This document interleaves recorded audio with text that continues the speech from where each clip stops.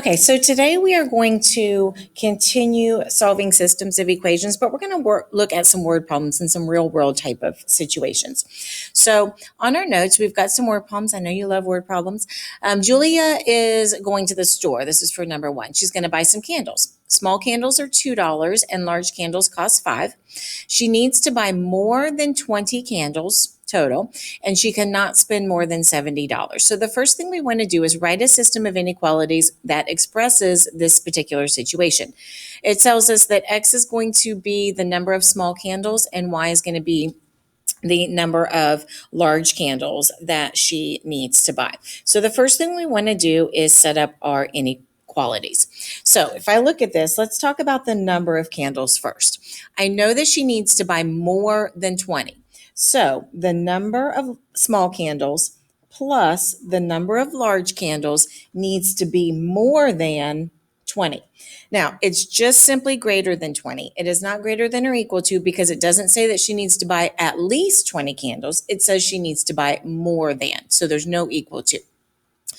Our second inequality is going to have to do with the actual money. Okay, so this is where we start to think about, okay, $2 times the number of small candles. So 2 times the number of small candles plus 5, because the larger ones are $5, 5 times the number of large candles needs to be less than or equal to 70. She cannot spend more than 70, but she can spend 70. So this needs to be less than or equal to 70. So there are my inequalities. Now, if I want to go graph these, I would probably want them to be in slope-intercept form. Okay, so for the first one, x plus y is greater than 20. If I'm going to get this into slope-intercept form, I need to subtract x from both sides. So y would be greater than negative x, or negative 1x, plus 20. That would be one equation. The other equation, I would subtract 2x from both sides first, and that would leave me with 5y is less than or equal to negative 2/5 x plus 70. And then when I divide through by 5, I will get y is less than or equal to negative 2/5 x plus 14. Once they're in slope-intercept form, I can come over here to my graph to graph. Okay, so x, remember, was the small candles. So that's going to be along the x-axis, and my y-axis will be the large candles. Okay, so for this first one, my y-intercept is 20. So I'm going to go up, and I believe 20 is all the way at the top.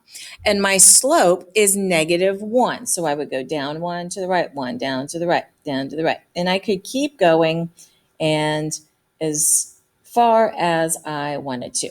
And this would be my line. Now, this is going to be a dotted line because we're not equal to. So I'm going to do my dotted line. Okay. And because this is greater than, I would shade everything above this line. Okay. Now, let's look at the second equation. I'm going to get a different color so I can see the difference. Now, the second one, my y-intercept is 14. So if this is 20, this is 19, 18, 17, 16, 15, 14. And my slope is negative 2/5. So I would go down 2 and to the right 1, 2, 3, 4, 5. I could go down 2 more and to the right 1, 2, 3, 4, 5. I could go down 2 more, 1, 2, 1, 2, 3, 4, 5. Okay, and I can do one more down to 1, 2, 3, 4, 5. This line will actually be solid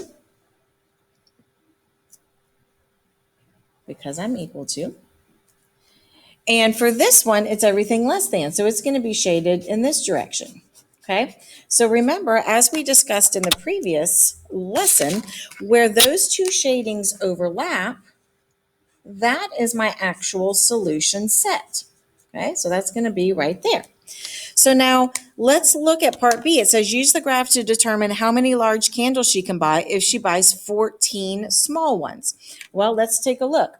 On the small, if I go over to 14, 1, 2, 3, 4, 5, 6, 7, 8, 9, 10, 11, 12, 13, 14. So this is at 14 right here, okay? So now if I'm at 14, She can buy anywhere in here as far as number of candles. So it looks like she could buy this many right here, which would be at 1, 2, 3, 4, 5, 6, 7. So she could buy 7 candles, or she could buy right here, she could buy 8 candles. So she could buy 7 or 8 large candles. Okay, because at 14, those are the two options for the points there. Okay, let's look at another one. Let's try another one. It says Carson is planning a party at Westgate Bowling Lanes. They charge $4 for each student and $5 for each adult. Carson has no more than $80 to budget for his party. He wants to invite more kids than adults to the party. Since it's Carson's birthday, he can bowl for free. So writing a system of inequalities that models the situation, use X to represent the number of kids and Y to represent the number of adults, and then graph. Okay, so the students, the kids, cost $4 a piece. So if I do my money first, I would have $4 times the number of kids plus $5 times the number of adults, and I need to spend no more than $80. So that cost has got to be less than or equal to 80. My other equation talks about the number of adults and the number of kids. And all it tells me is that he wants to invite more kids than adults. So that would mean that X has got to be greater than Y. Okay, and that's all we know about that. Now, if I want to graph them, okay, I need to get this first one into slope-intercept form. So if I subtract 4x from both sides, that leaves me with 5y is less than or equal to negative 4x plus 80. And then if I divide by 5, I'll get y is less than or equal to negative 4/5 x plus 16. Okay, so there's my equation there. For this other one, if I want to graph it, this is pretty much slope-intercept form, just kind of opposite. So remember, we can rearrange this. This would be y is less than x. I can flip those around. So now it's in slope-intercept form. So going to graph, okay, so my kids are the x, kids, and the adults are along the y-axis. Okay, so let's graph our first line. So y is less than or equal to negative 4/5 x plus 16. So I believe this is the same size graph. So that's 20, 19, 18, 17, 16 right here. And my slope is negative 4/5. So I would go down 1, 2, 3, 4 and over 1, 2, 3, 4, 5. Down 1, 2, 3, 4 and over 1, 2, 3, 4, 5. And again, down 1, 2, 3, 4 and over 1, 2, 3, 4, 5. Okay, so this is going to be a solid line because it was less than or equal to. And I did not draw that perfectly through those points, but we'll make it work. And then for the other one, y is less than or equal to, y is less than x. Well, this y-intercept is at 0 and this slope is 1. So this is just going to go straight up like this. And this one, my line is dotted. Now I did forget to shade that first one, so we do need to go back and shade it. So for the purple line, the second one, it is less than, so it's going to shade everything now down below. For the pink line, the first one, it was less than or equal to, so we're going to shade everything down below. And so where they overlap is in this triangle here. Okay. And then our question says, based on the graph, what is the most number of adults that Carson can invite? Well, remember, this represents my adults. These are the options for who we can invite. So where the highest adult population is, and again, because I didn't draw my pink line perfectly, it actually goes through right here. And so that whatever that point is along the y-axis, that is going to be the greatest number of adults. And I believe that that is at 8. 0, 1, 2, 3, 4, 5, 6, 7, 8. Yes, 8 adults. So 8 adults is going to be the greatest number of adults that he can invite. Okay, Now let's flip it over. I want to look at least one on the back. So when I'm looking at this next one, Dominic is buying wings and hot dogs for a party. One package of wings costs $6, and a package of hot dogs is $5, and he must spend less than $60. So he knows that he'll be buying at least 4 packages of hot dogs. So that's going to help us set up our equations, or inequalities rather. So write a system of inequalities to model this. Let X represent the packages of hot dogs and Y represent the package of wings. Okay, so when I look at this, hot dogs are $5. So that's my X. So I'm going to write that one first. So 5X, $5 per pack of hot dogs, plus $6 per pack of wings. And I need to spend less than 60, not 60, actually less than 60. Okay, so he's got to spend less than 60. So there's one equation. And I know that he's going to buy at least 4 packages of hot dogs. So the X has got to be greater than or equal to 4. Okay. Now, when I go to graph these, okay, first I need to get this first one into slope intercept form. So I'm going to subtract 5X from both sides, and that will give me 6Y is less than negative 5X plus 60. And then when I divide by 6, Y is less than negative 56X plus 10. Now, for the other one, this is in, I guess you could say slope intercept form, but it's one of our special cases. That's where it's going to make a vertical line. So let's take a look. Let's graph the first line first. I'm up at 10. 1, 2, 3, 4, 5, 6, 7, 8, 9, 10. Okay. So remember that X was the hot dogs. So the Y's are the wings, and my hot dogs are down here. Okay, so my y-intercept here was 10, and then my slope is negative 5, 6. So I would go down 1, 2, 3, 4, 5, and over 1, 2, 3, 4, 5, 6. I could go down 1, 2, 3, 4, 5 again, and over 1, 2, 3, 4, 5, 6. Okay, so this line is going to be dotted.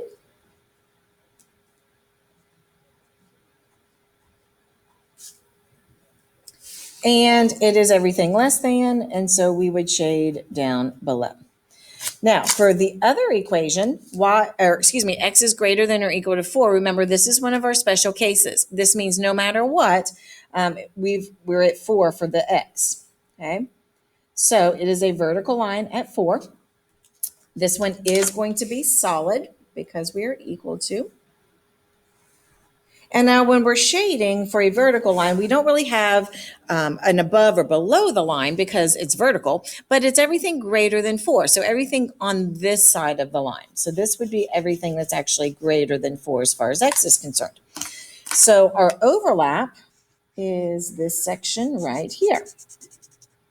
So when it says use the graph to determine the maximum number of packages of wings he can buy if he buys 7 packs of hot dogs. So I'm going over here and I'm looking at 7. So this was 4, 5, 6, 7. Well, if I go up 1, 2, 3, 4, it looks like if he buys 7 packages of hot dogs, he can buy up to 4 bags of wings. So up to 4 packages of wings.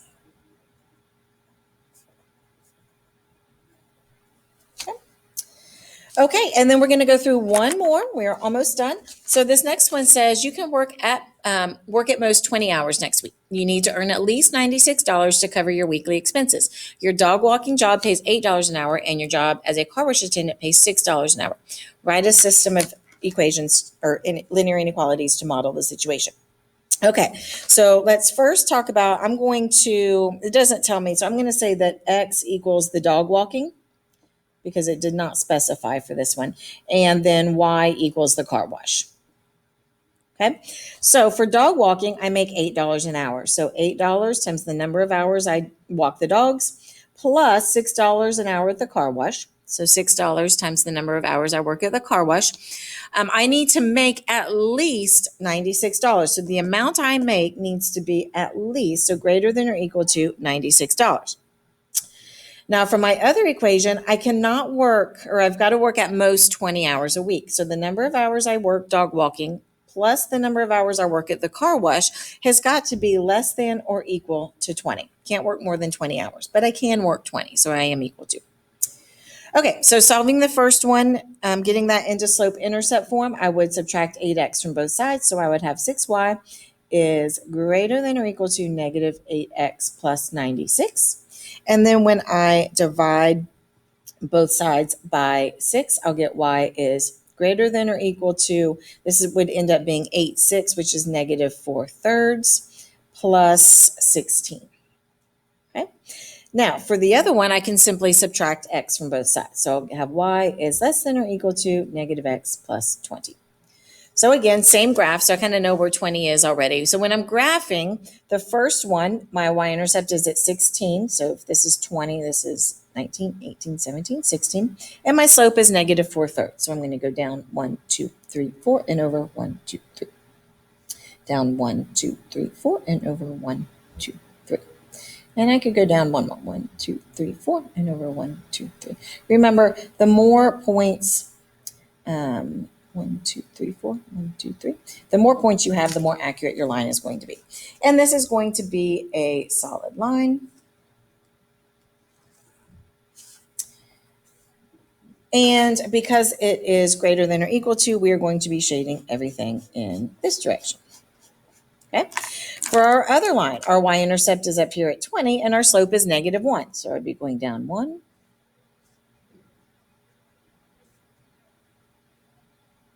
Okay. And for this one, it is also a solid line.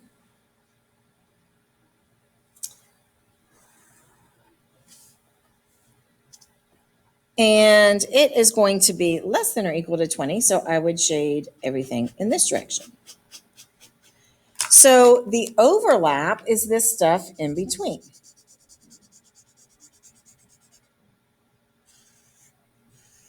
Okay, so it says identify and interpret a solution. So it doesn't specify which one. We just want to know, okay, what is a combination of hours at the car wash and hours dog walking that would keep in these perimeters? So it would allow me to reach $96, but it would not force me over 20 hours. So basically, any point that is in this highlighted yellow area would work. So just pick one. Let's say, I don't know, maybe I pick like this point right here. Okay, this would just be an example. You can pick any of these points along here or in this shaded area. So this particular point would be 1, 2, 3, 4, 5, 6, 7, 8, 9, 10. So this would be 10 hours of dog walking because my X was the dog walking, and I should have labeled that on my graph. I apologize that I didn't. And then that would give me 1, 2, 3, 4, 5, 6 hours at the car wash. Okay. And that would just be one example. You might have picked a point over here where you spend more hours dog walking and fewer hours at the car wash. You could have picked one up here where you don't spend much time walking dogs, but you spend a lot more time at the car wash. So any point in this shaded area would be a solution to your system of inequalities. I hope you have a great rest of your day, and we will look at some more of these tomorrow in class.